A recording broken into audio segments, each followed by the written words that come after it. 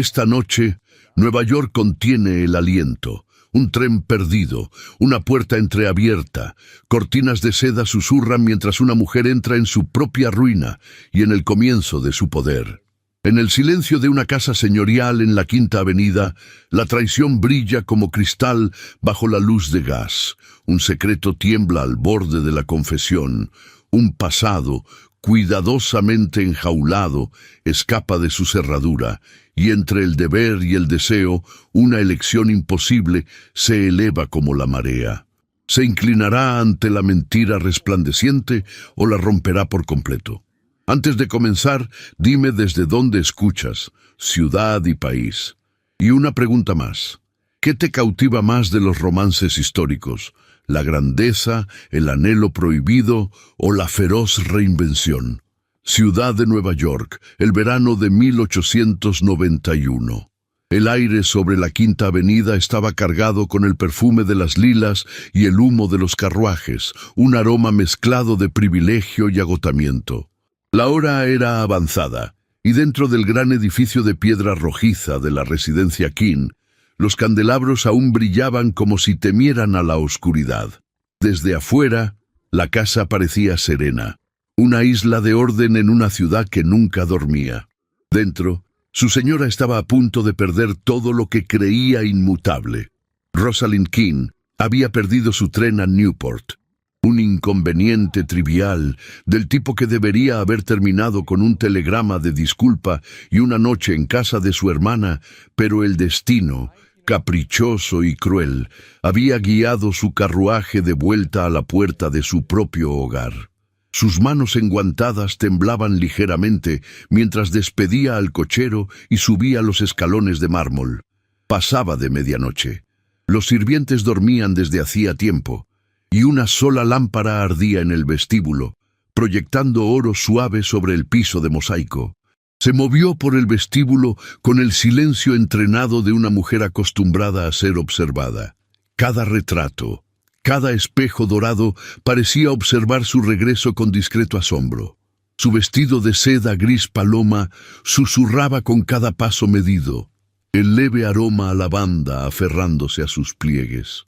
Solo pretendía recoger un cambio de ropa, una carta, tal vez sus perlas. Pero mientras ascendía la gran escalinata, escuchó algo que detuvo su respiración. Risas. No venían del salón, ni de la biblioteca donde Alistair trabajaba tan a menudo hasta tarde, sino de arriba, de la alcoba que una vez había sido de ambos. La risa de una mujer, suave y amortiguada, seguida por el murmullo grave de una voz masculina que conocía demasiado bien. Por un latido, su mundo se redujo al parpadeo de una sola lámpara de gas. Podría haberse dado la vuelta, podría haber huido de la casa como si estuviera en llamas, pero algo más frío que la rabia la impulsó hacia arriba. Subió un escalón, luego otro, hasta que estuvo ante la puerta entreabierta. El aroma del perfume flotó hacia ella. Jazmín, demasiado dulce para medianoche. A través de la estrecha rendija, los vio. El cabello dorado de Pearl Whitby se derramaba sobre el hombro de Alistair como luz solar sobre el pecado. Su mano descansaba en la espalda de ella con la intimidad fácil de un hombre sin guardia. La luz de la lámpara suavizaba los bordes de la traición, haciendo que la escena pareciera casi ensayada, casi elegante. Rosalind no gritó, no tembló. Simplemente permaneció allí, una mano presionada contra el marco pulido, sintiendo la madera fresca bajo su palma. El silencio que siguió fue inmenso. Una mujer menor podría haber exigido una explicación, podría haber destrozado el silencio con gritos, pero Rosalind King había sido criada para resistir, no para estallar. Su compostura, la misma armadura que la había convertido en la envidia de salones y almuerzos, ahora se convirtió en su único refugio.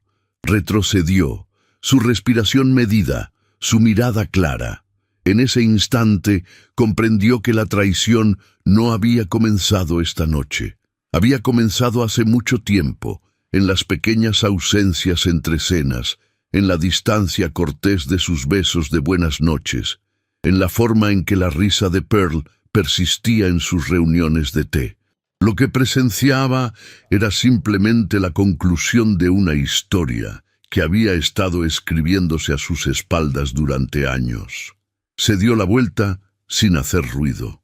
Por el pasillo, entró en una de las habitaciones de huéspedes sin usar, donde los muebles dormían bajo sábanas y polvo. El aire olía levemente a alcanfor y desuso. Encendió una sola lámpara y se hundió en el borde de la cama, sus manos firmemente dobladas en su regazo. Solo entonces comenzó el temblor. No fue violento, sino fino y persistente como la vibración de una cuerda de piano después de que la última nota se ha desvanecido. Miró fijamente su reflejo en el cristal oscurecido de la ventana. Una silueta elegante, aún compuesta, pero con ojos que ya no reconocían el rostro que adornaban. La ciudad más allá estaba inquieta. A través del vidrio podía ver el resplandor de las farolas, el movimiento de los carruajes, la vida que continuaba indiferente a su ruina. En algún lugar, un violín tocaba desde una ventana abierta. Su melodía flotaba hacia arriba, delgada y lúgubre, como haciendo eco de su propia incredulidad. Se quitó los guantes un dedo a la vez, revelando manos pálidas que nunca habían conocido el trabajo. El diamante en su anular izquierdo capturó la luz, afilado como la ironía. Intentó deslizarlo, pero se resistió. Sus labios se curvaron en el fantasma de una sonrisa. ¡Qué apropiado!, pensó, que incluso sus joyas se negaran a liberarla. Sobre el pequeño escritorio junto a la cama yacía una pluma con mango de marfil. La alcanzó y abrió el cajón debajo. Dentro había una hoja de papel de carta en blanco, pesada e inmaculada. Con trazos cuidadosos comenzó a escribir, no una carta de acusación, sino una despedida. Alistair, escribió, la tinta firme aunque su corazón no lo estuviera, no te destruiré, no es necesario. La verdad, una vez vista, lo destruye todo por sí sola. Lo firmó simplemente R. On secó el papel y lo colocó en la mesita de noche, donde él no lo encontraría de inmediato.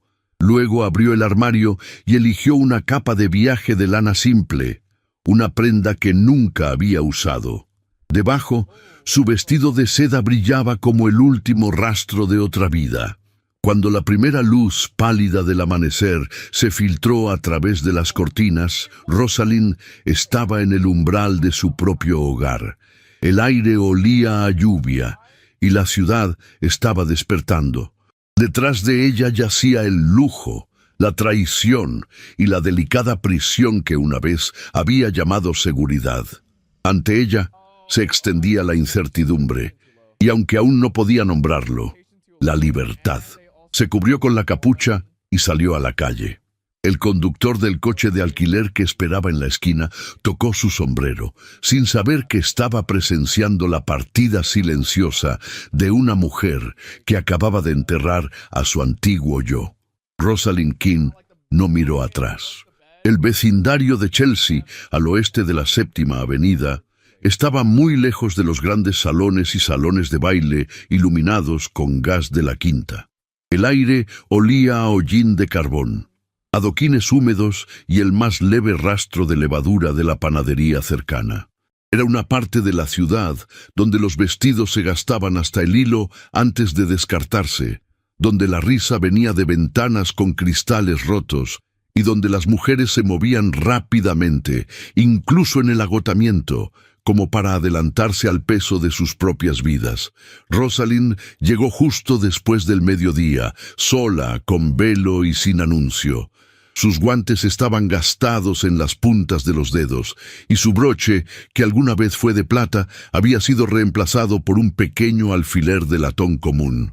La capa de lana que llevaba pertenecía a una vida que nunca había vivido, una vida donde el valor de una mujer no se medía por invitaciones o alianzas matrimoniales, sino por su capacidad de resistir. Se detuvo ante la puerta de la enfermería, un modesto edificio de ladrillo enclavado entre una panadería y la tienda cerrada de un sastre. El letrero de madera sobre el umbral decía «Clínica de Mujeres de la calle 23 Oeste», las letras desvanecidas por el tiempo. Tomó aire y tocó 2 veces. La mujer que abrió la puerta tenía cabello color hierro y ojos que no pasaban nada por alto. Su vestido era de lana azul marino pesada, su delantal impecablemente almidonado, y su postura declaraba disciplina tan naturalmente como otros podrían ofrecer una sonrisa. «No vienes por láudano», dijo la enfermera sin rodeos, sus ojos recorriendo la figura de Rosalind. «Demasiado pulcra para eso». «No», respondió Rosalind, su voz firme, aunque su corazón latía en sus oídos. «He venido a ofrecer ayuda. Puedo lavar, puedo limpiar, puedo aprender». La enfermera entrecerró los ojos. «¿Nombre?» «Señora Rose», dijo, la mentira practicada pero extraña en su lengua. La enfermera la miró un momento más. Luego se hizo a un lado. «Me dirigirás como enfermera Hanrahan. Si duras más de un día, hablaremos de nuevo». Dentro, la enfermería olía a ácido carbólico y lino hervido. El pasillo estrecho se abría a una sala modesta de 8 camas, 4 de ellas ocupadas por mujeres en diversos grados de enfermedad. Un niño tosía detrás de una cortina. Una mujer con piel color ceniza gemía en su sueño. Y al otro lado de la habitación, un hombre se inclinaba sobre un lavabo, mangas arremangadas, antebrazos empapados de jabón y sangre. Rosalind se congeló. El doctor Oliver Winthrop no era lo que había esperado. No era joven, no encantador en esa forma sin esfuerzo que los hombres de sociedad representaban, pero había algo en la anchura de sus hombros, en la precisión esbelta de sus movimientos, que comandaba atención. Su cabello sal y pimienta caía ligeramente sobre su frente, y su barba, abundante y salpicada de gris, solo enfatizaba la elegancia severa de sus pómulos. No la miró, todavía no. Estaba atando una sutura con dedos cuidadosos. «Esa mano aguantará», murmuró al paciente, voz grave y rasposa. «Tendrás dolor, pero no te costará la muñeca». Solo entonces la miró. Sus ojos eran marrones, ilegibles, y ella sintió, absurdamente, como si él hubiera visto a través de su velo y dentro del caos silencioso detrás de él. «Necesitará guantes», le dijo a la enfermera Hanrahan sin quitar sus ojos de Rosalind. «No de seda». Rosalind se sonrojó, aunque sus guantes eran de tela, modestos y opacos. Aún así, la implicación resonó clara.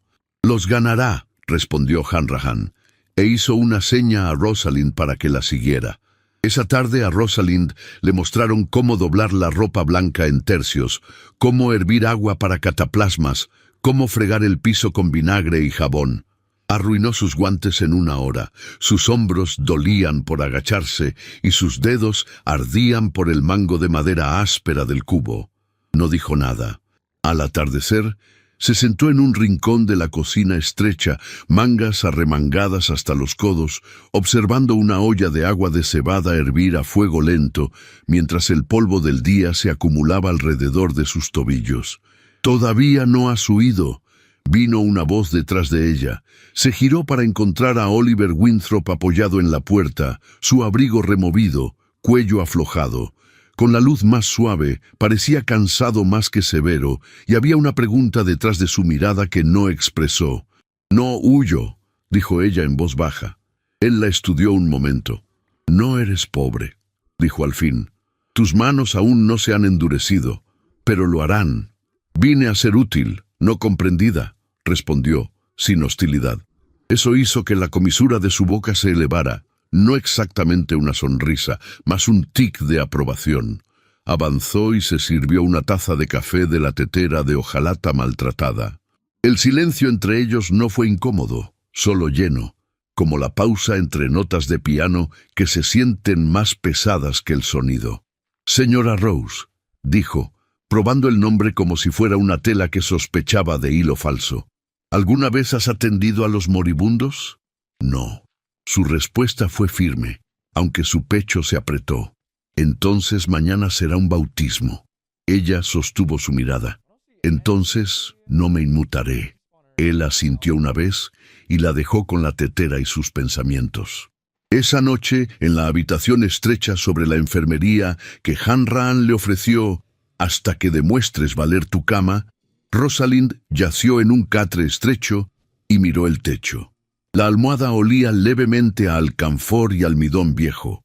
Sus manos estaban en carne viva, sus rodillas magulladas de arrodillarse en piedra, y sin embargo se sentía extrañamente tranquila. Por primera vez en años, nadie le pedía que sonriera. Nadie le pedía que fuera agraciada o deslumbrante. Su valor no estaba en cómo servía el té o recibía dignatarios. Estaba en si podía llevar agua sin derramarla, si podía sostener la mano de un niño febril sin apartarse. Pensó en su madre. No la versión en pintura al óleo en la finca familiar, sino la mujer que una vez había caminado descalza hacia pueblos mineros con mantas y quinina en su canasta. La mujer que había muerto demasiado joven, no de enfermedad, sino de agotamiento. Rosalind había pasado décadas huyendo de ese legado, eligiendo la comodidad sobre la conciencia. Pero ahora, en la oscuridad silenciosa de Chelsea, la presencia de su madre se sentía más cercana de lo que había estado en años. Cerró los ojos. Mañana traería sangre y fiebre, sudor y desamor. Se le pediría que presenciara dolor sin rescate, sufrimiento sin poesía, y no se apartaría, porque aquí, finalmente, su nombre no significaba nada. Y quizás, solo quizás, eso significaba que podría convertirse en algo completamente nuevo. El verano en Nueva York se había vuelto pesado y sin aire, el tipo de calor opresivo que hacía que la ciudad oliera a polvo, alcantarillado y desesperación.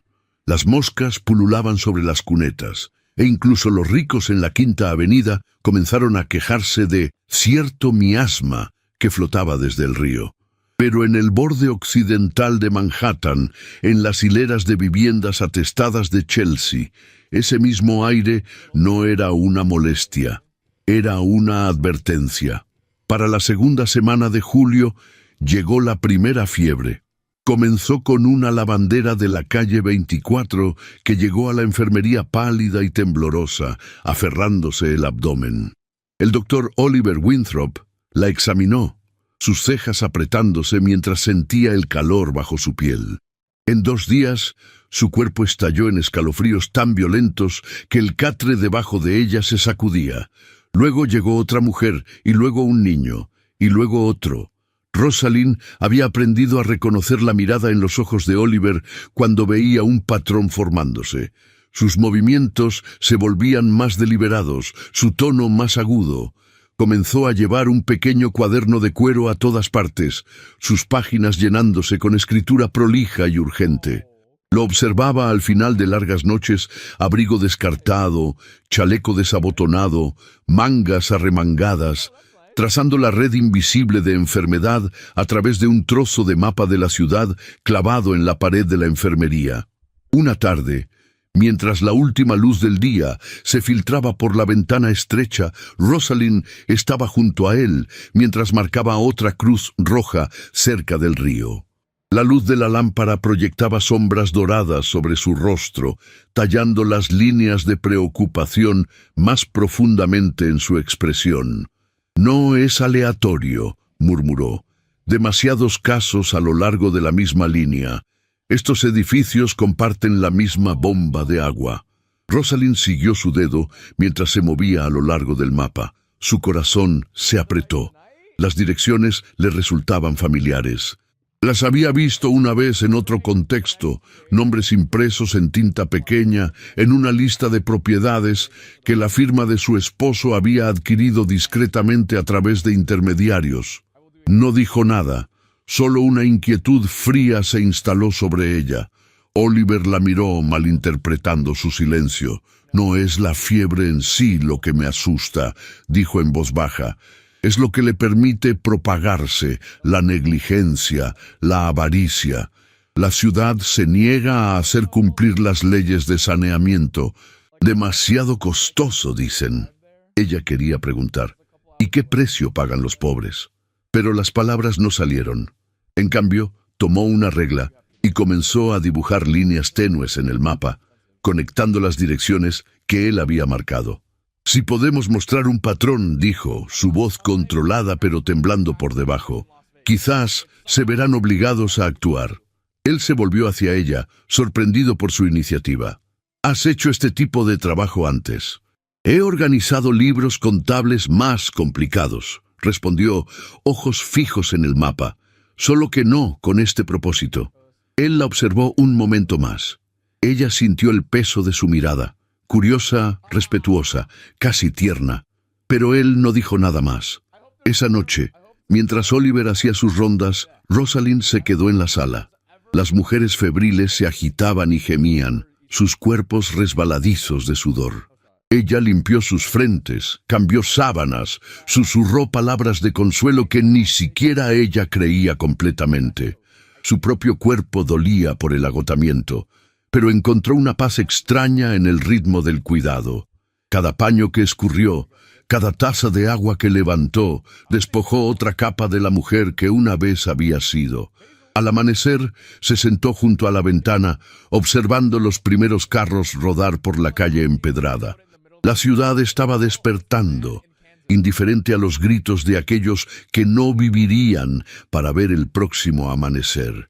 Presionó una mano contra su pecho, como para estabilizar el latido rápido y doloroso de su corazón.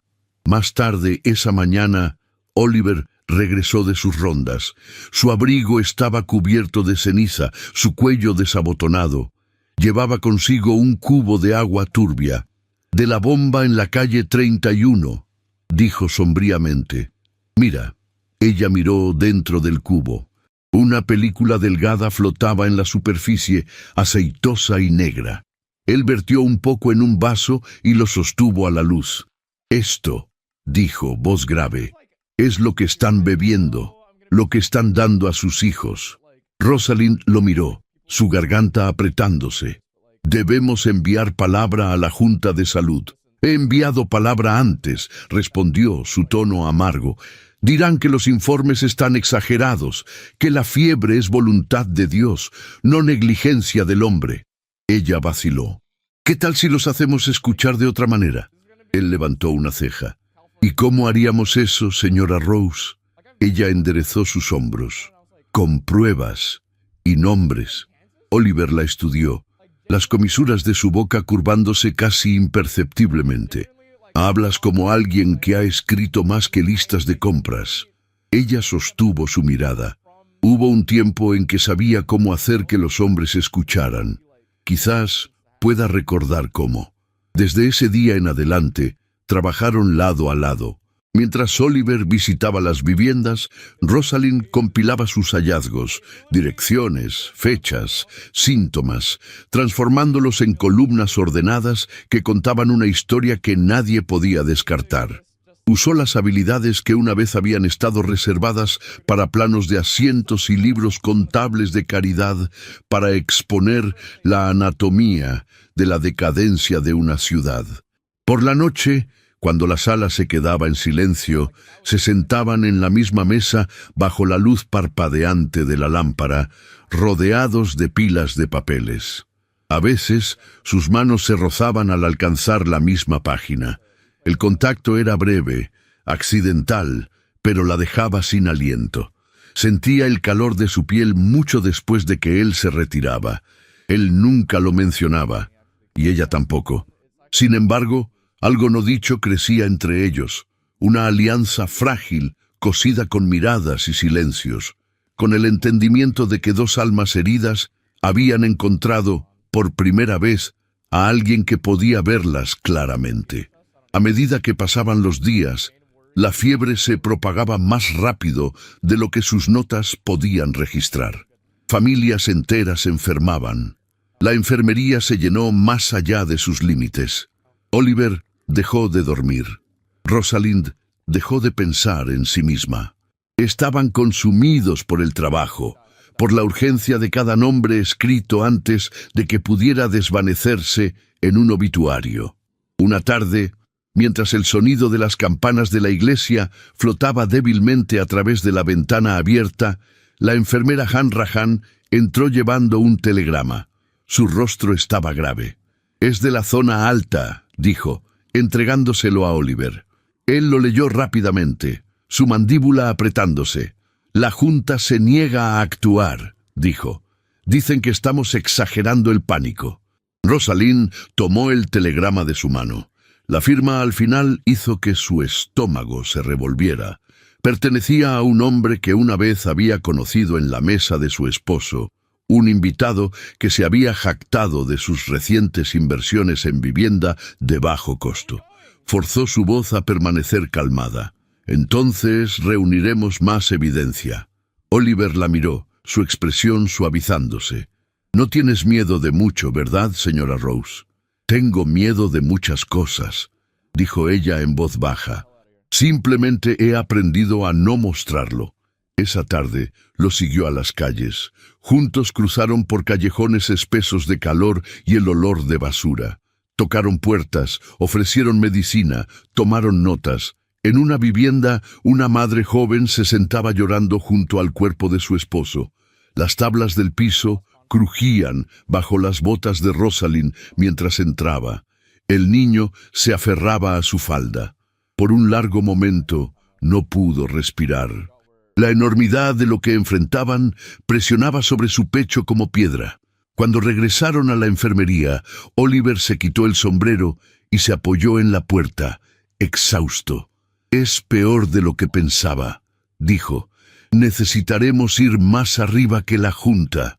Ella lo miró, sus ojos ardiendo con algo feroz y frágil. «Entonces lo haremos». Él la estudió por largo tiempo, como viéndola de nuevo. La luz de la lámpara doraba los bordes de su cabello castaño rojizo, el temblor fino de sus pestañas. Ella se había quitado los guantes y sus manos, rojas, ampolladas en carne viva, descansaban sobre la mesa junto a los mapas. Él extendió la mano, casi sin pensarlo, y las cubrió con las suyas. «Arruinarás tus manos», dijo suavemente. «Nunca fueron de mucha utilidad antes», susurró ella. Sus ojos se encontraron. La habitación pareció contener la respiración. El aire entre ellos estaba vivo, cargado, íntimo, peligroso. Luego él se retiró, aclarándose la garganta. «Descansa», dijo, su voz áspera. «Mañana empezamos de nuevo». Ella asintió, incapaz de hablar. Mientras él se alejaba, se sintió más ligera y más pesada a la vez, como si algo innombrable hubiera comenzado dentro de ella, una semilla de sentimiento demasiado delicada para tocar. Esa noche, mientras la ciudad febril gemía afuera, Rosalind se sentó sola ante el mapa. Las cruces rojas se habían multiplicado, derramándose sobre los bordes de la página como una herida extendiéndose. Su mirada se desvió hacia la esquina, donde las notas de Oliver enumeraban los nombres de dueños de propiedades ocultos detrás de títulos falsos. Allí, entre las iniciales, vio una que congeló su sangre. Khan Asociados. La miró fijamente hasta que las letras se borraron. Por largo tiempo no se movió. Luego dobló el mapa, dejó la pluma y susurró en la habitación vacía. «Así que esto es lo que construye la riqueza». En la quietud que siguió, la ciudad pareció exhalar, un sonido lento y doloroso. La luz de gas parpadeó, y en algún lugar lejano, una campana tocó la hora. Rosalind presionó sus dedos manchados de tinta contra sus labios, no en oración, sino en desafío.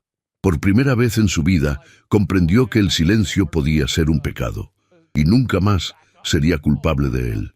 El calor no cedió. Presionaba sobre la ciudad como un juicio, espeso e implacable.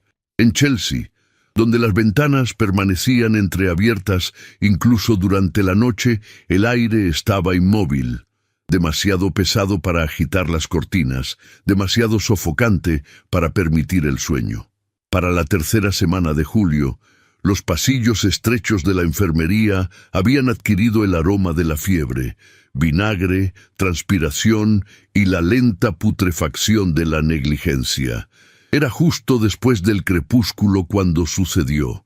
La luz se había desplazado a ese momento frágil antes de la oscuridad, la hora en que las sombras se alargan y las lámparas parpadean vacilantes, como inciertas, de elevarse contra la noche venidera.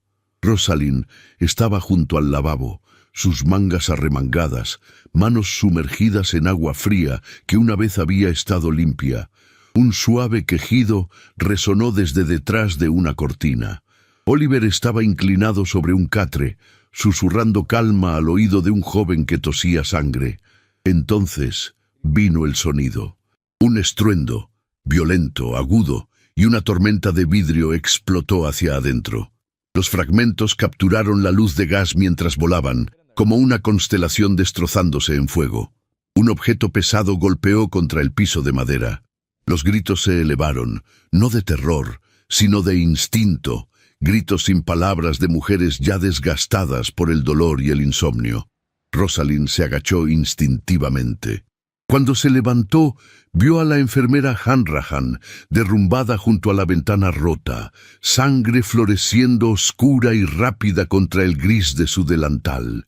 «¡Dios mío!», exhaló Rosalind, corriendo hacia ella. Sus manos se movieron sin vacilación, presionando tela contra el costado del rostro de la enfermera, donde un largo corte se abría justo debajo de la sien. La mujer mayor gimió, pero permaneció consciente. Oliver estaba junto a ellas en momentos. Su voz, grave y urgente, comandó orden. «Tráeme el lavabo, toallas, hilo, muévete». Rosalind obedeció. No había tiempo para el miedo. Presionó una toalla fresca contra la herida, sintiendo la sangre de Hanrahan filtrarse a través de sus dedos, cálida y constante. Los ojos de la enfermera se abrieron. «Solo un rasguño», murmuró Hanrahan espesamente. «No te angusties». Oliver se agachó junto a ella, su mandíbula apretada. Eso no fue un accidente. Rosalind miró hacia el piso donde el ladrillo había aterrizado. Atado a él, con cordel grueso, había una nota, garabateada con una mano que conocía la prisa, no la gramática. «Mantengan sus narices fuera». Esta es su última advertencia. Oliver la leyó sin expresión, luego la dobló con precisión calmada y la guardó en el bolsillo de su abrigo. «Llévala arriba», dijo en voz baja. «Necesitará suturas, yo me encargaré».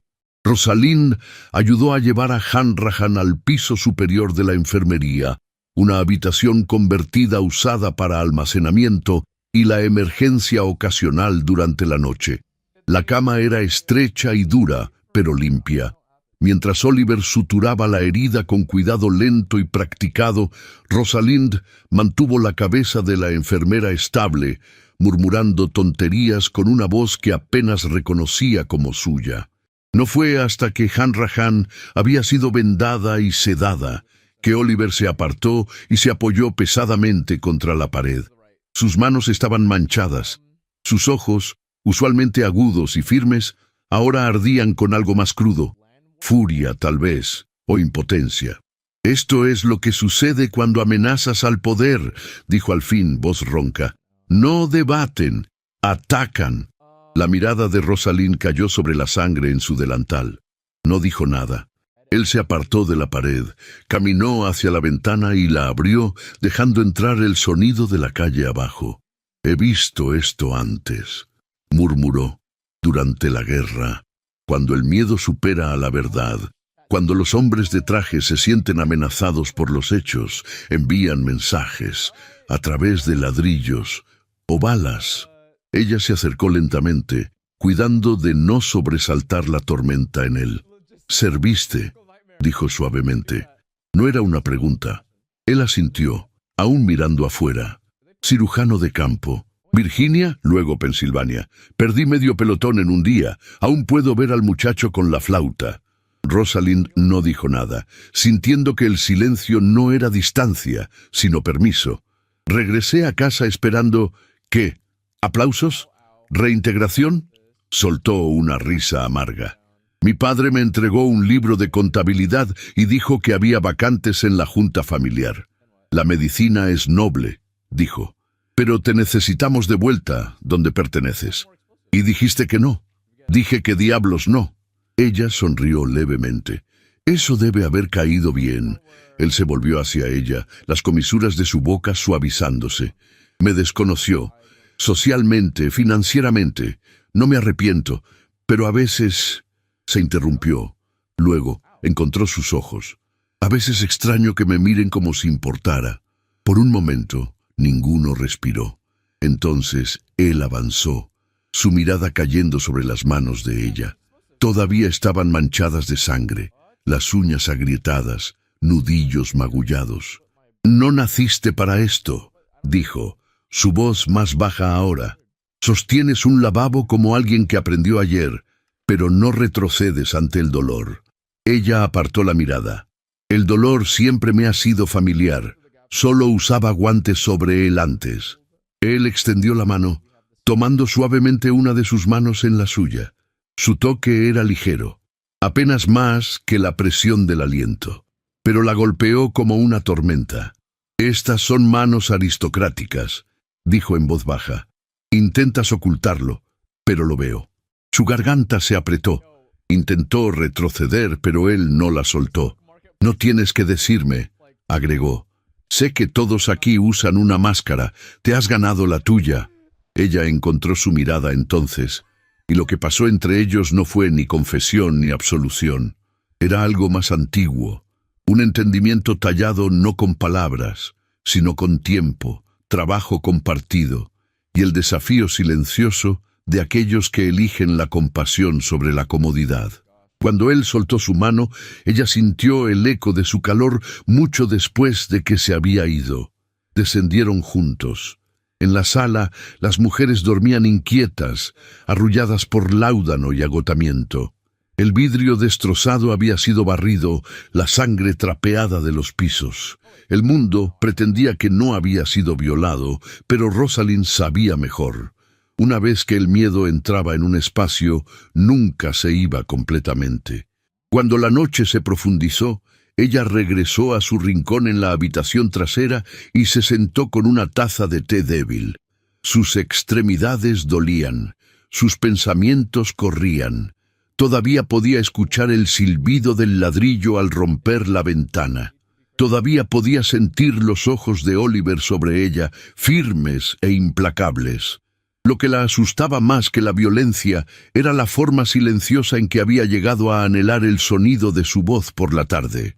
La forma en que su presencia la hacía sentir no solo vista, sino conocida, y sin embargo permaneció en silencio.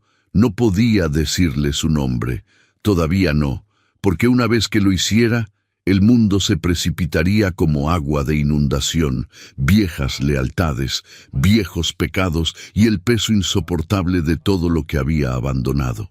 No podía soportar ver su expresión cuando se enterara de la verdad, que el hombre que financiaba los barrios bajos, el que estaba detrás de las cartas y las amenazas, llevaba su nombre como una insignia de triunfo. Así que permaneció callada. Y soportó el precio de ese silencio como una herida que ninguna aguja podía reparar. A lo lejos, las campanas de la iglesia Trinity tocaron medianoche. Rosalind miró por la ventana hacia la ciudad a la que ya no pertenecía, la que estaba aprendiendo lentamente a servir. La luna se cernía sobre los tejados, indiferente y luminosa, vigilando a los febriles, los rotos y los recién despertados. Debajo de ella, en la sala, Oliver se movía de cama en cama, sus pasos silenciosos, su toque reverente, y sobre él, detrás de una cortina de contención, Rosalind se sentó en quietud, esperando, resistiendo, transformándose. El Hotel Metropolitan se erguía como una joya pulida en Broadway, su fachada de piedra caliza capturando la luz del mediodía como si nada en la ciudad pudiera tocarlo. Dentro de sus muros, las voces eran susurros, los pasos amortiguados, y cada cortina estaba pesada con terciopelo. En su gran salón comedor, donde la luz del sol se filtraba a través de ventanas escarchadas y el aroma de rosas se mezclaba con cubiertos pulidos de porcelana, Las mujeres de Nueva York se reunían, sin saber que una tormenta había entrado en la habitación con guantes de satén.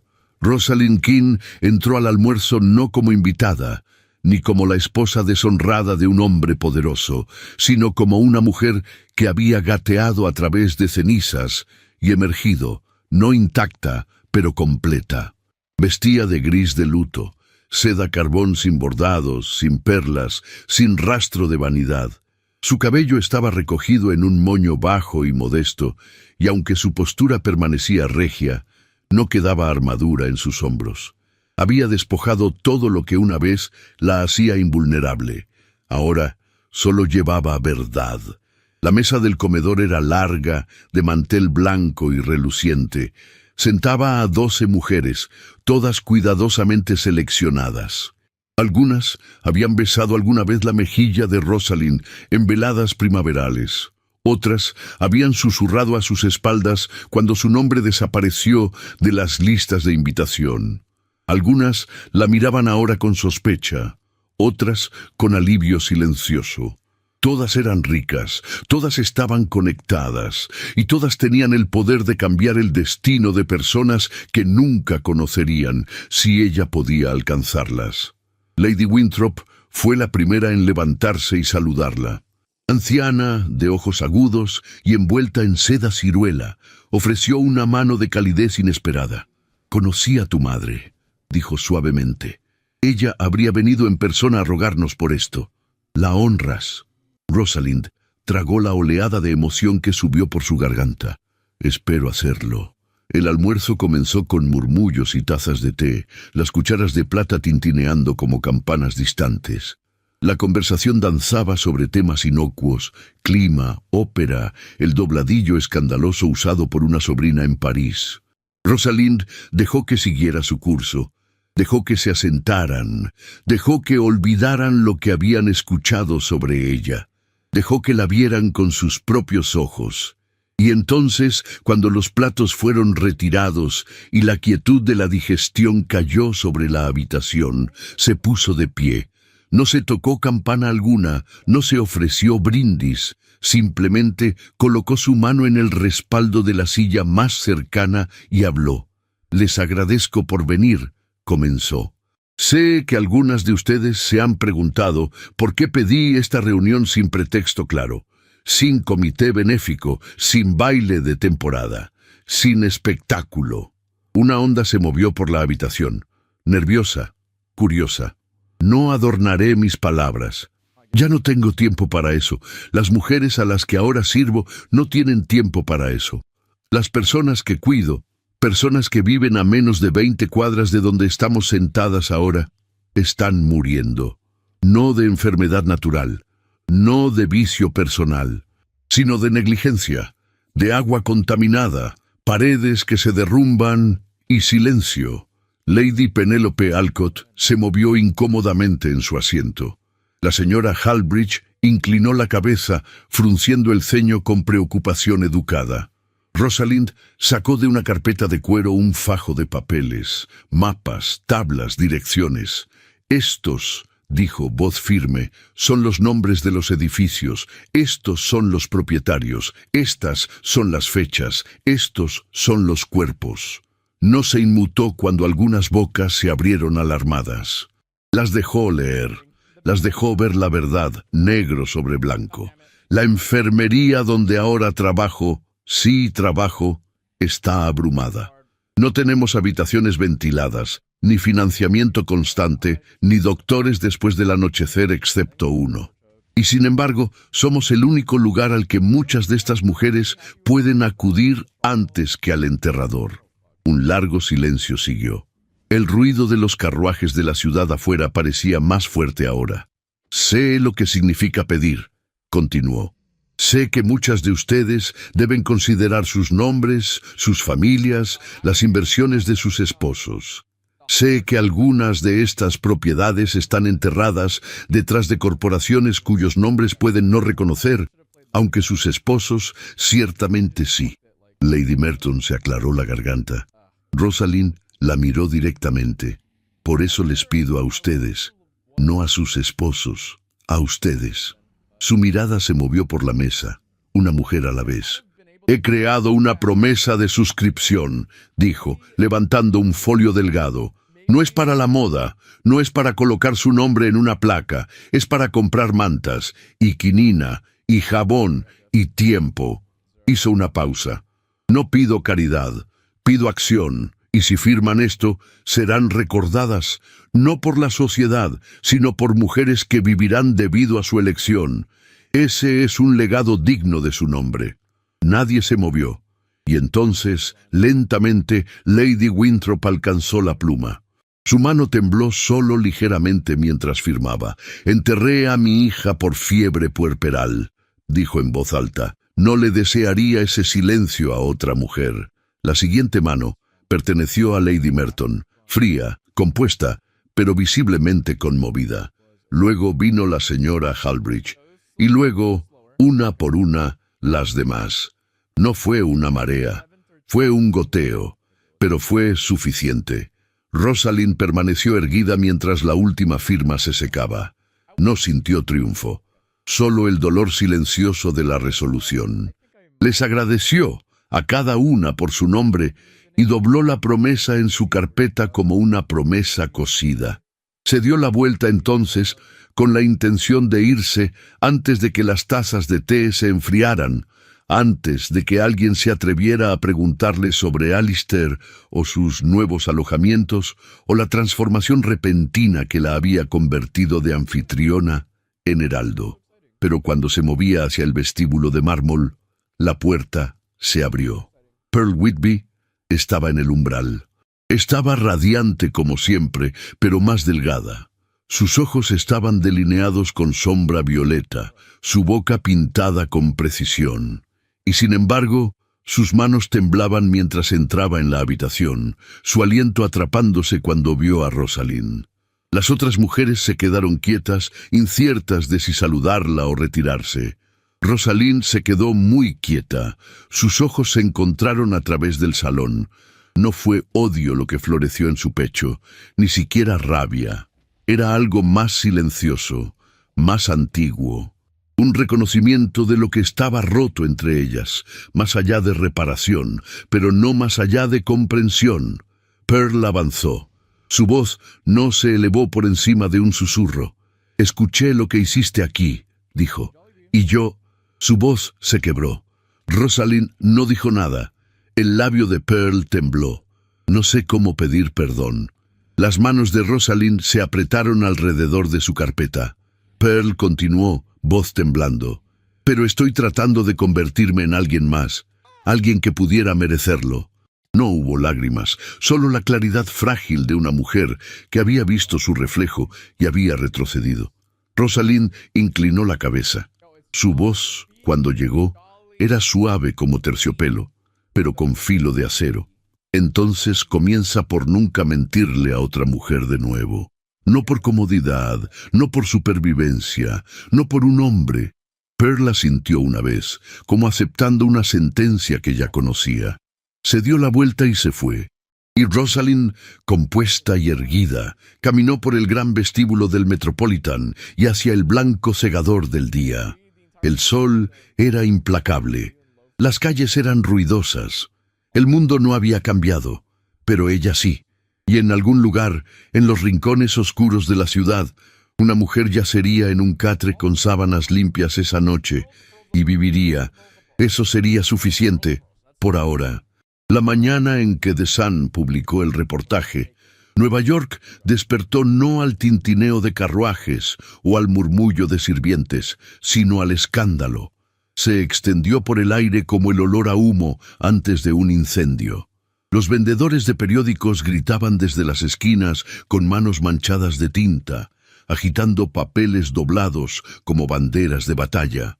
Barrios bajos de la ciudad vinculados a élite de la sociedad. Beneficios del contagio nombrados y enlistados. Susurros desde dentro de los salones. El artículo era largo, impreso en 3 columnas estrechas con furia precisa. No apelaba a la piedad. Sangraba hechos, nombres, direcciones, escrituras de propiedad. Los diagramas que Rosalind había dibujado tan cuidadosamente fueron reproducidos, acompañados por las notas clínicas de Oliver. En el corazón de todo estaba la historia de un edificio, poseído bajo un nombre falso y alquilado con fines de lucro por un fideicomiso vinculado directamente a King & Asociados. Rosalind leyó la pieza sola en la habitación trasera de la enfermería, la luz temprana inclinándose sobre la página. Sus manos no temblaron, su respiración era lenta, pero algo dentro de ella, algo suave e irreparable, se estremeció. No había esperado que su nombre apareciera, pero estaba allí, en el párrafo final. Fuentes cercanas al asunto incluyen a la señora Rosalind King, ausente de la sociedad por largo tiempo y recientemente vinculada a esfuerzos benéficos en el West Side de Chelsea. Dobló el periódico, presionando el pliegue con fuerza con el borde de su pulgar.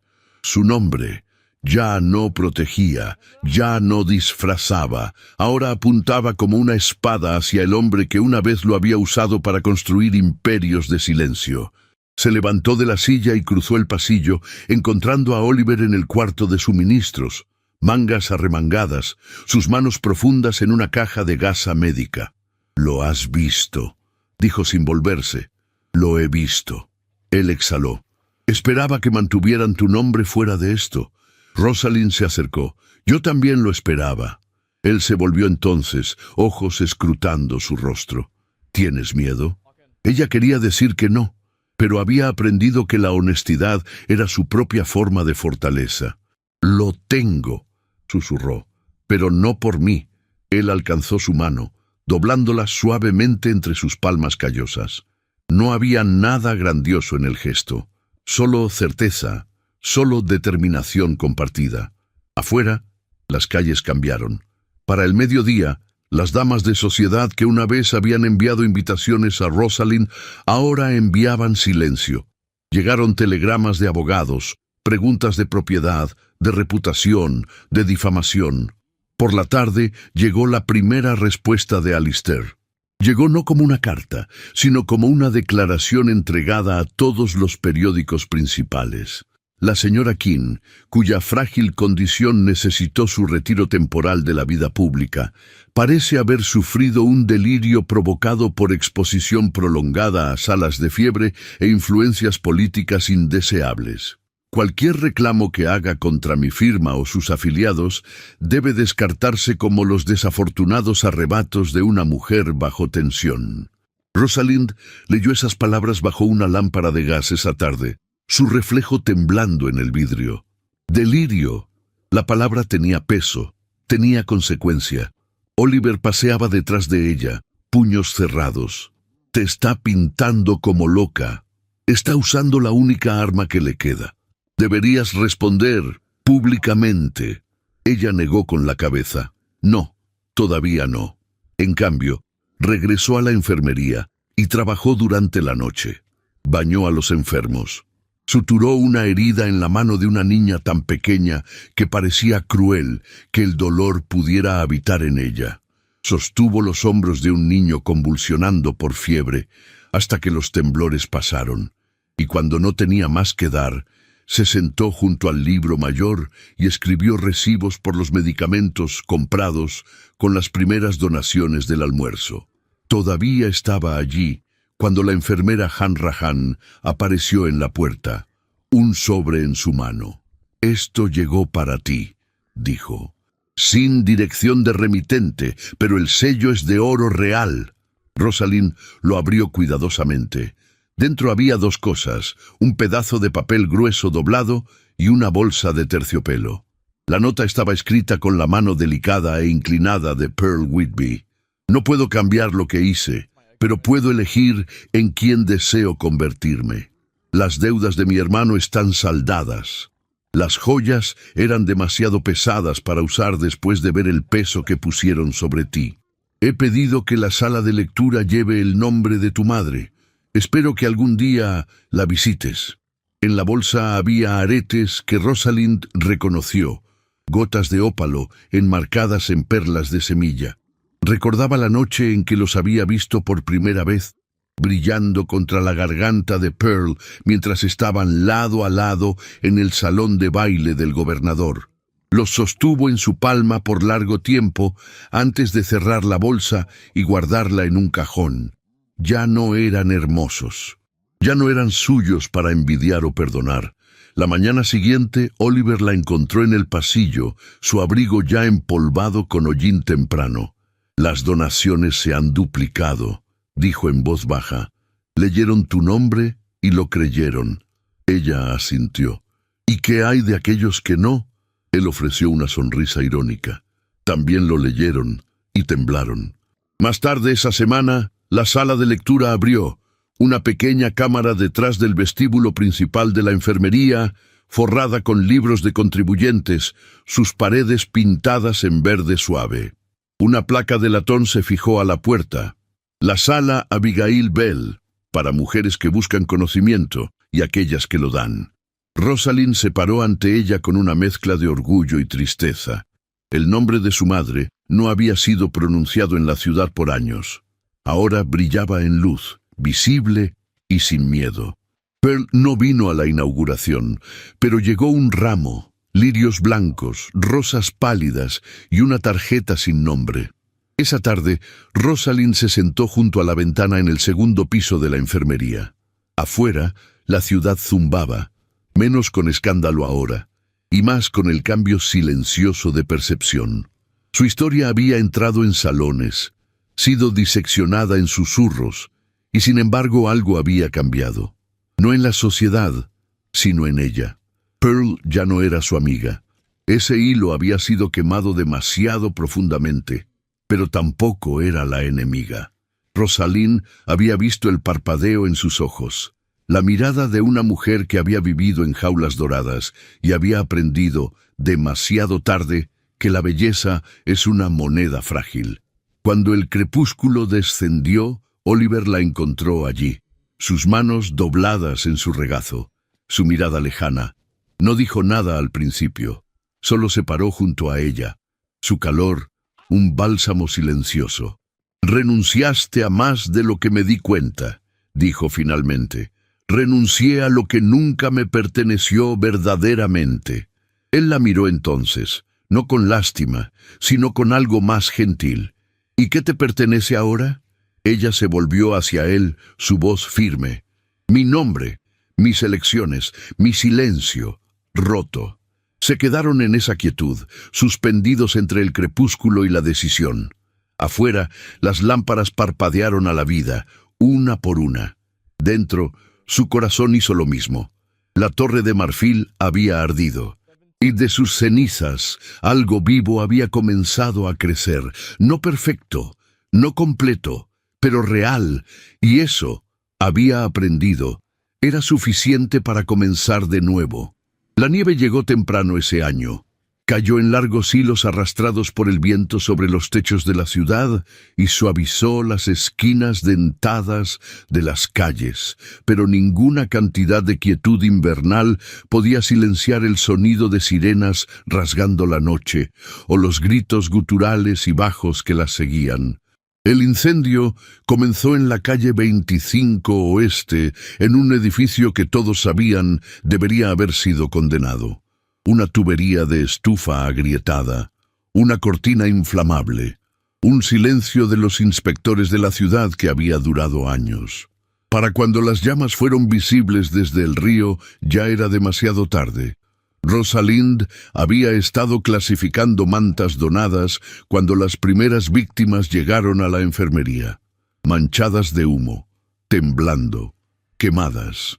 Una mujer de 60 años cuyas manos se habían ampollado al intentar abrir una puerta atascada. Un niño con hollín en sus pulmones y nadie que lo reclamara. Una madre con su bebé envuelto en trapos y sangre. Oliver llegó no mucho después.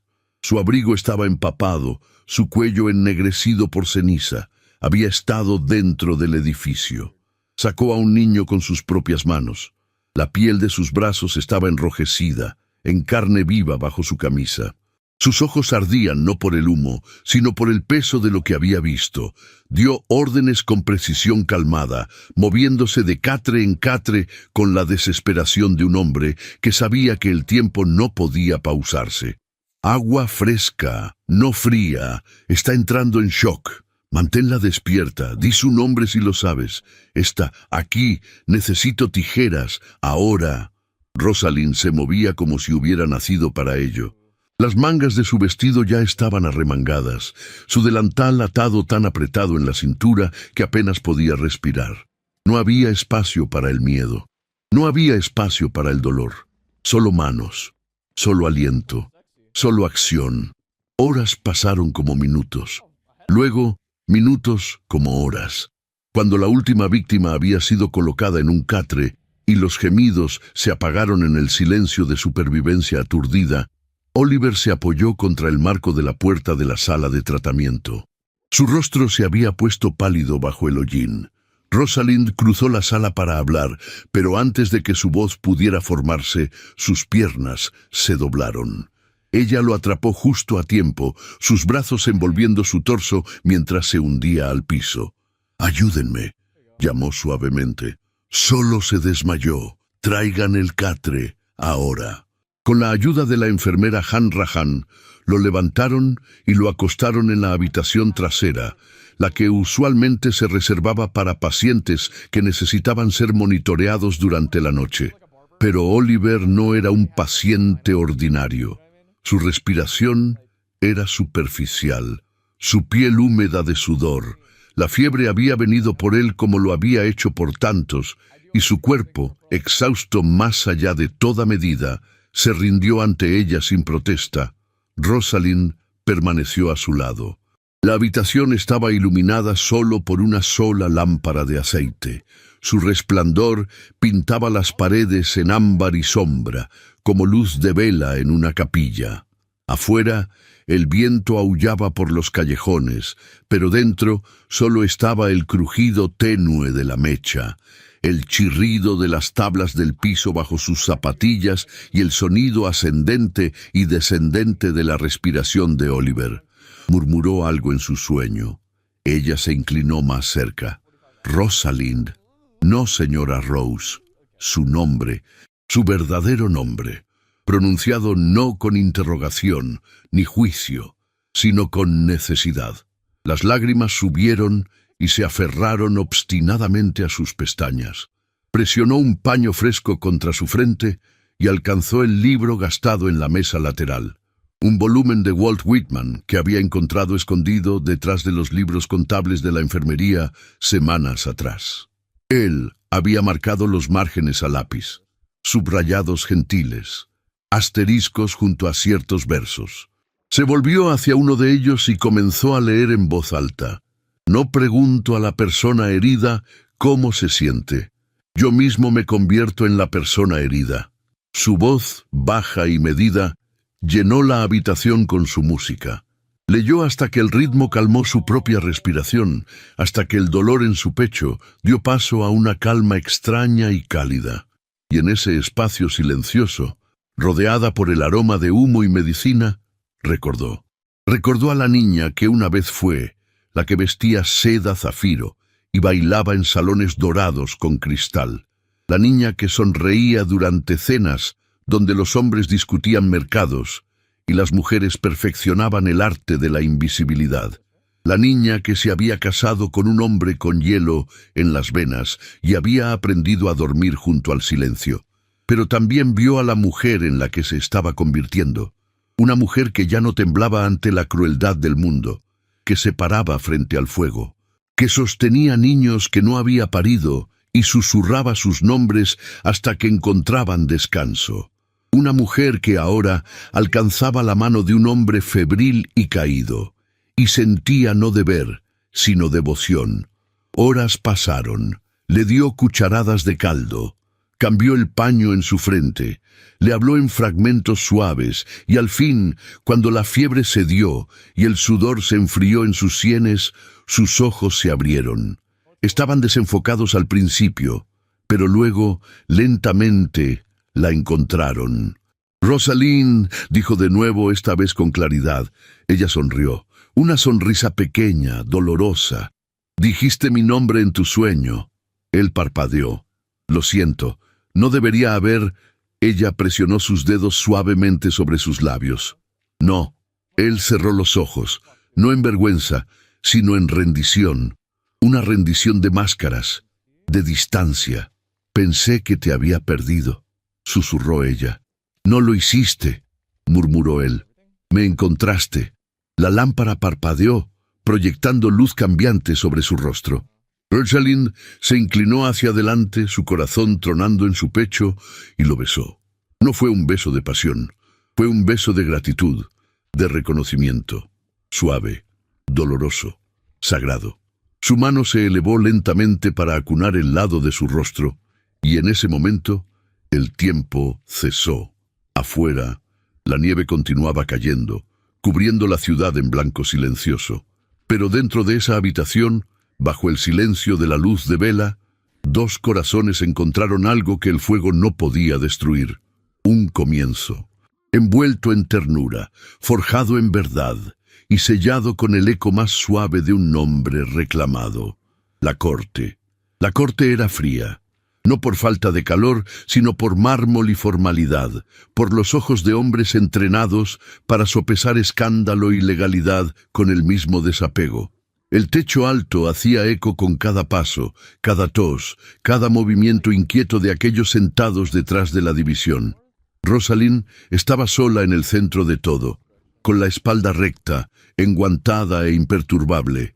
Era el 8 de febrero, un jueves gris que llevaba una quietud extraña en el aire, como si la ciudad misma estuviera conteniendo el aliento. Afuera, The New York Herald ya había comenzado a publicar columnas especulativas, goteando con frases como filantropía excéntrica, inestabilidad matrimonial y tensión mental por exposición prolongada a compañía baja. Y aún así, ella permanecía de pie. Su abogada, la señorita Josephine Brandt, una mujer de 32 años, con pómulos afilados y dicción más afilada aún, se levantó junto a ella.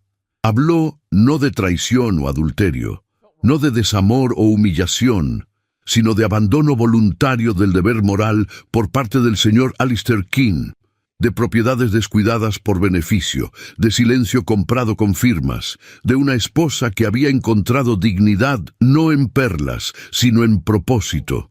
En el banco opuesto, los hombres de Alistair gruñeron bajo sus bigotes. Presentaron cartas, susurros de histeria, acusaciones de manipulación, una sugerencia apenas velada de que quizás Rosalind había perdido contacto con la realidad y requería no separación legal, sino cuidado privado.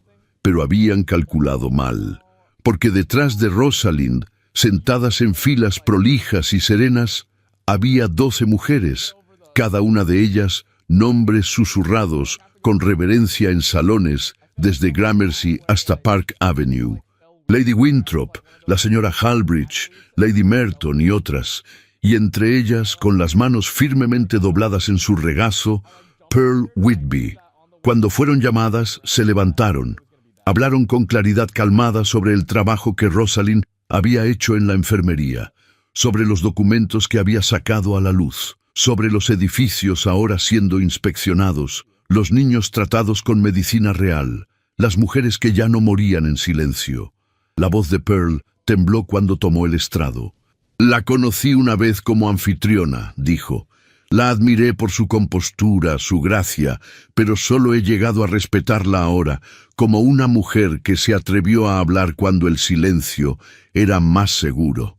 Cuando se dio el fallo, separación legal otorgada, autonomía financiera restaurada, su nombre desatado de las deudas de su esposo, no hubo aplausos, solo una exhalación colectiva como viento escapando de una habitación sellada. Rosalind dejó el tribunal sola, saliendo al pálido sol invernal con una carpeta de cuero bajo el brazo y el peso de 20 años levantado de sus hombros. No miró atrás. Esa tarde se paró ante una reunión de reporteros, sus lápices listos, sus ojos brillando con anticipación. Vestía un abrigo de lana simple, de cuello alto y sin adornos. Sus guantes eran de cuero marrón, raspados en las costuras. Sin joyas, sin abanico, solo su voz. «No hablé hoy para arruinar a un hombre», comenzó. «Hablé porque la ciudad tiene una enfermedad más profunda que la fiebre. Es la enfermedad de la indiferencia, de la comodidad comprada a expensas del sufrimiento ajeno». Los reporteros se movieron, tomados por sorpresa por la firmeza de su tono. «No estoy aquí para defender mi pasado, ni para llorar por él. Estoy aquí para declarar que no estoy loca ni histérica. Estoy despierta y no volveré a dormir». Un destello del bulbo de una cámara estalló sobre la plaza. Rosalind no se inmutó. En las semanas que siguieron, rechazó cada invitación formal, cada oferta de té de damas de sociedad recién curiosas sobre su causa. Había terminado con las cortesías vacías. Aceptó, en cambio, el puesto de patrona organizadora de la enfermería, modestamente pagada, oficialmente listada y completamente comprometida. Su nombre apareció en el nuevo letrero tallado sobre la puerta. Por primera vez en su vida, se sintió ganado y se mudó. No a una gran casa con salones y personal, sino a un pequeño apartamento sobre una panadería en Greenwich Village. Los techos eran bajos, las ventanas con corrientes de aire, pero el aroma del pan levantándose la saludaba cada mañana como un viejo amigo. La esposa del casero le traía leche fresca y la llamaba señorita Bell, sin presionar más. Sus vestidos ahora eran de lana, de algodón, de lino grueso, duraderos, útiles. El espejo en su habitación ya no reflejaba elegancia, sino determinación. Un tipo diferente de belleza. Un domingo, caminó sola por los senderos estrechos del cementerio en St. Mark's. Los árboles estaban desnudos, sus ramas como encaje contra el cielo. La nieve se aferraba a las esquinas de las piedras. Encontró la tumba fácilmente. La lápida era simple. Abigail Bell, 1823-1869. Una voz cuando otros no se atrevían a hablar. Se arrodilló, limpiando un parche de escarcha de la base de la piedra. Sus dedos enguantados se detuvieron contra las palabras talladas. «Debería haber venido antes», murmuró, «pero no sabía cómo llevar tu nombre, no hasta ahora». Su garganta se apretó. «Te veo en la enfermería, en las mujeres que llegan sin nada pero salen respirando. Te veo en las manos de Oliver cuando trabaja hasta el amanecer. Te veo en las niñas que piden libros, no por ocio, sino por hambre. Te veo en mí». Una lágrima se deslizó por su mejilla y cayó suavemente en la nieve. «Te perdono», susurró, «y espero que me perdones». Se levantó, sus rodillas rígidas por el frío, y presionó su palma contra la piedra una última vez.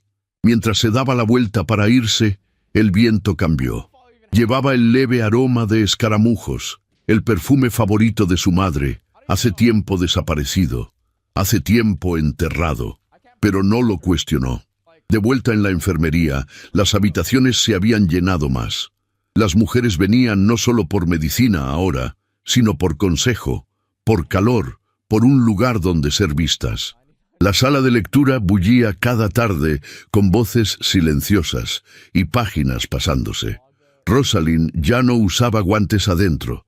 Se movía con propósito, hablaba con autoridad, y cuando Oliver pasaba junto a ella en el pasillo, su hombro rozando el de ella, sus ojos permaneciendo un aliento más de lo que la etiqueta permitía, ella no se apartaba. La firma de una dama, una vez reservada para tarjetas de visita y notas de agradecimiento, ahora adornaba documentos que construían salas y alimentaban niños. Una vez la había atado a un hombre, ahora la ataba a una misión, y la tinta nunca se había sentido tan permanente. Primavera. La primavera llegó no con trompetas, sino con el lento deshacerse de la escarcha. Las ventanas manchadas de hollín de la enfermería de la calle 23 Oeste fueron abiertas al fin, y el aroma de lila flotó desde los jardines de los edificios donde las mujeres habían comenzado a plantar de nuevo. Aunque las calles aún hacían eco con el chirrido de carretas y el grito de vendedores de periódicos, algo había cambiado en el ritmo de la ciudad. Era como si, bajo el hollín y el sudor, algo limpio estuviera siendo recordado. Dentro de la enfermería, las paredes habían florecido con color. Azul pálido en la sala de lectura, amarillo suave en el ala de recuperación. Los niños habían trazado sus manos a lo largo de los pasillos en tiza. Poemas colgaban en marcos torcidos. Una enfermera había pintado un campo de violetas en el descanso de la escalera, inspirada por una historia que Rosalind una vez contó sobre un jardín que no se le permitía tocar cuando era niña. Rosalind ya no caminaba como si el mundo la estuviera observando. Su postura no había colapsado, se había suavizado. Se movía sin espectáculo ahora, sus hombros echados hacia atrás por propósito, no por orgullo. Su guardarropa permanecía modesto. Faldas de lana, blusas de algodón, un solo broche tallado en hueso. Su cabello, una vez esculpido diariamente por las mejores manos en Manhattan, ahora permanecía simplemente recogido. Sin embargo, no había nada disminuido en ella, todo lo contrario. Lo que una vez había brillado bajo la luz de velas, ahora irradiaba de su misma quietud. La enfermera Han Rahan, su voz, una vez severa, ahora bordeada con impaciencia afectuosa, entrenaba a una docena de nuevas enfermeras con el celo de una mujer del doble de su tamaño. Se movía por los pasillos con un bastón ahora, el resultado persistente de ese ladrillo brutal a través de la ventana, pero nadie se atrevía a cuestionar su fuego. Se refería a Rosalind solo como señora Whitby King, y nunca, bajo ninguna circunstancia, esa mujer de la zona alta. La sala de lectura de la enfermería llevaba una nueva placa, develada en un momento silencioso, presenciado solo por 3 personas. Decía: en memoria de Millicent Whitby, quien creyó que todas las mujeres podían ser fuertes. Pearl había enviado la donación en una bolsa de terciopelo. No vino a la inauguración. Pero 2 semanas después, sin anuncio, abrió una pequeña escuela para niñas en una antigua sastrería en Hell's Kitchen. Las ventanas llevaban recortes de papel. Una campana sonaba sobre la puerta. Ya no usaba diamantes, solo un zafiro simple en su garganta.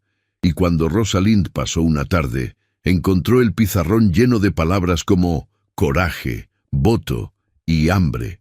No hablaron, pero sus ojos se encontraron a través de la ventana. Ninguna guerra fue declarada entre ellas, ninguna necesitaba serlo. La vieja amistad había desaparecido, pero en su lugar había un reconocimiento silencioso de supervivencia. Mientras la estación maduraba, la ciudad, hambrienta de nuevos titulares, olvidó a Alistair King. Su nombre ya no aparecía en columnas de negocios o conversaciones de cena. Su retrato, una vez exhibido grandiosamente en el vestíbulo de una casa bancaria, fue silenciosamente reemplazado con un óleo genérico de un astillero. Rosalind leyó las noticias con interés distante, no por venganza, sino por completitud. Algunos finales, había aprendido, no vienen con truenos, simplemente dejan de hacer eco. Su propia ceremonia llegó sin violines ni votos. Un jueves húmedo de abril, Rosalind y Oliver se pararon ante un magistrado en una cámara modesta que olía a tinta y humo de carbón. Ella vestía gris pálido. Él vestía su mejor abrigo, todavía ligeramente deshilachado en los puños. La enfermera Han Rahan fue testigo, brazos cruzados y ojos empañados. Un niño de la enfermería les trajo violetas. La voz del magistrado era brusca, casi disculpándose.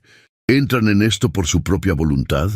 Rosalind giró ligeramente la cabeza, encontró los ojos de Oliver y sonrió. No con su boca, sino con toda su historia. Sí, dijo, simplemente.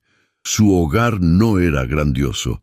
Un estrecho edificio sin ascensor sobre una panadería en Greenwich Village, con 2 ventanas y pisos chirriantes. Los estantes de libros no hacían juego. La ropa de cama estaba limpia. No había candelabro, solo una lámpara que había encontrado en una tienda de segunda mano, que proyectaba un resplandor dorado sobre su pequeña mesa. Por la noche, Oliver leía en voz alta mientras ella cosía dobladillos o tomaba notas para el informe semanal de la enfermería.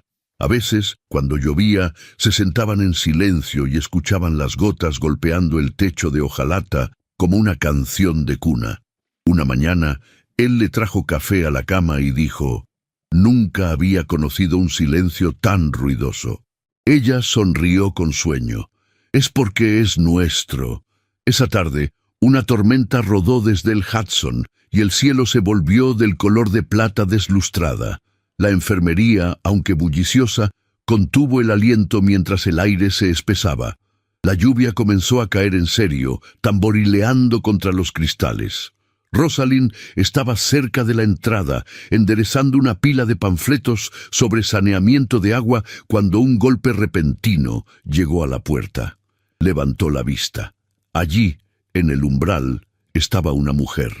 Su cabello estaba empapado, su sombrero aferrándose a su cabeza, su chal envuelto apretadamente alrededor de sus hombros. En sus brazos sostenía a un niño. Una niña no mayor de 3 años, ardiendo con fiebre, flácida contra su pecho. Los ojos de la mujer estaban salvajes. No habló, solo miró a Rosalind con una desesperación tan cruda que cortó a través del lenguaje. Rosalind se movió instantáneamente, abriendo la puerta de par en par. «Entre», dijo, voz baja y segura. Oliver apareció detrás de ella, abrigo en mano, listo antes de ser preguntado. Juntos llevaron a la mujer al catre más cercano. La enfermera Hanrahan entró como una tempestad, tomando el pulso del niño, ladrando por caldo y mantas. Una enfermera encendió otra lámpara. La tormenta afuera aullaba. Rosalind trajo ropa de cama seca. Oliver comenzó a examinar al niño. Su toque gentil, su voz calmada. La mujer lloró en silencio en sus mangas. Horas pasaron. La fiebre cedió. El niño durmió. Rosalind estaba junto a la puerta de nuevo, observando la tormenta ceder. La luz de gas sobre ella parpadeó, proyectando su sombra contra la pared recién pintada. Junto a ella, Oliver tomó su mano. Se quedaron allí, silenciosos, sin candelabros, sin titulares, sin galas de ópera o debuts sociales, solo 2 personas, cansadas, firmes, presentes. La puerta que habían abierto ya no era simbólica, era real y estaba entre el sufrimiento y el consuelo, el caos y el cuidado, y la abrirían de nuevo. Y de nuevo, y de nuevo. Afuera, la lluvia comenzó a suavizarse. Una violeta atravesó la tierra cerca del bordillo, desafiante y desapercibida. Adentro, la luz permanecía, y con ella la promesa que habían hecho, no el uno al otro, sino a todos los que algún día pudieran estar en ese umbral, desesperados, invisibles. No serían olvidados, porque habían elegido recordar. La primavera de 1895 llegó sin desfile y sin pronunciamiento. Solo el regreso del canto de los pájaros a la calle 23 Oeste y el aroma de jabón flotando desde las ventanas de la enfermería. La ciudad había cambiado de maneras demasiado silenciosas para los titulares. Los edificios aún se inclinaban unos hacia otros como secretos. El Hudson aún tragaba su parte de tristezas. Pero ahora había leyes reales sobre agua limpia, sobre inspecciones, sobre los derechos de las enfermeras a negarse a trabajar en condiciones inadecuadas. Y aunque la aplicación venía lentamente, el cambio había ganado su primer punto de apoyo. En la enfermería, la enfermera Hanrahan ahora presidía desde una mecedora en la sala de lectura, su bastón cambiado por un libro mayor. Supervisaba las operaciones con la misma mirada y lengua afilada, aunque su cabello blanco y articulaciones fallidas le habían ganado el apodo de la leona en pantuflas. A menudo les decía a los nuevos reclutas: ninguna mujer jamás salvó al mundo con guantes de seda, y nadie se atrevía a contradecirla. Pearl Whitby nunca se volvió a casar.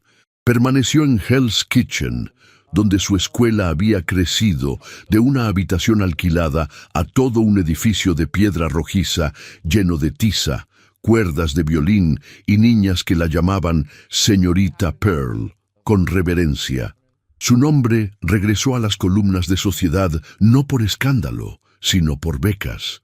Nunca buscó el perdón de Rosalind, pero cuando una niña de su escuela enfermó un invierno, fue a Rosalind a quien llamó. Y fue Oliver quien vino con la medicina.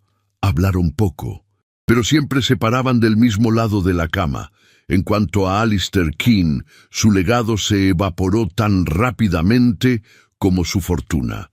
Huyó a Londres en desgracia después de que un reportaje en The Times revelara capas de corrupción demasiado profundas, incluso para el paladar entumecido de Manhattan. Vivió en una suite de hotel bajo otro nombre, conocido solo por el personal como el hombre que daba demasiadas propinas y sonreía muy poco. Murió 2 años después de neumonía, solo. Ningún obituario marcó su muerte. Los periódicos habían seguido adelante. Oliver y Rosalind no lo hicieron. Se quedaron. Su hogar permaneció como el mismo apartamento sobre la panadería, aunque el papel tapiz había sido reemplazado y un leve aroma a lavanda siempre se aferraba a las cortinas. Su cocina estaba llena de libros y risas, y a veces el sonido agudo de desacuerdo sobre si el café debía hervirse o infusionarse. Los domingos caminaban por el mercado de Chelsea del Brazo, desapercibidos y profundamente contentos. Su matrimonio no había sido dramático después de la ceremonia, solo constante. Y en esa constancia habían descubierto el tipo más raro de romance. El tipo que no arde, sino que calienta. Se tocaban las manos como si aún fuera un secreto. Se besaban sin espectáculo. Envejecían el uno en el otro. La enfermería había crecido. Una segunda sala abrió en la calle Hester, justo como Rosalind una vez soñó, y una tercera estaba siendo planeada para el Bronx. Cada una llevaba una placa que no decía fundada por una dama o patrocinada por la sociedad, sino simplemente para las mujeres que nos curan. Una tarde, cuando el crepúsculo se asentó sobre la ciudad en tonos de malva y oro, Rosalind estaba ante la tumba de su madre con un ramo de violetas. Oliver esperaba a una distancia respetuosa, manos en sus bolsillos. Ella susurró: «Tenías razón, el trabajo es amor».